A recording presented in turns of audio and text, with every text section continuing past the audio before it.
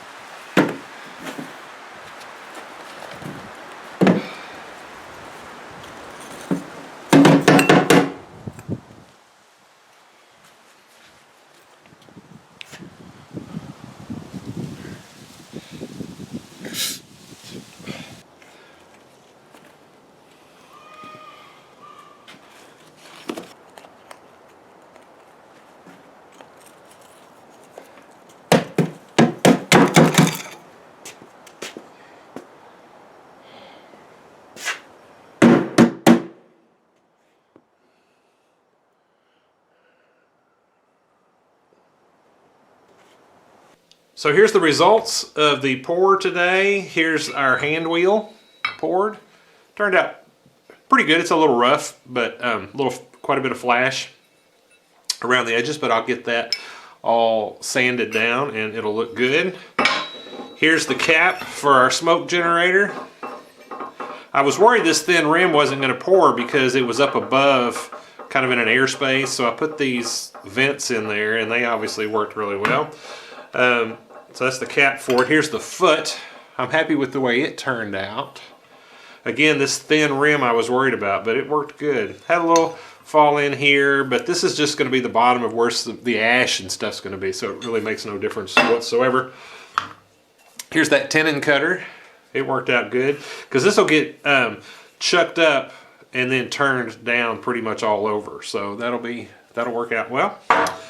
And then this is for that can basket, and I'll have to clean this middle part out and file these outer edges. This one you saw in the video, I had this piece broke off, and so I'm gonna have to clean that out, which is unfortunate, but it's the way I made the pattern. I should have put some fillets in here, quite a bit of fillet really, which I didn't do, but it's okay because I'm going to put this in the mill to drill it out anyway, and at that time I'll just run a boring bar down in there and clean all that out. So it's really not going to matter. I just wish I had thought ahead a little bit and made the pattern different. But I'm probably just going to make one of these, so it wasn't worth remaking the pattern. All right, well, I hope that was interesting to you. Be sure and keep your eyes open as I get these projects completed in the coming weeks, months, or however long it takes. And as usual, thank you for watching.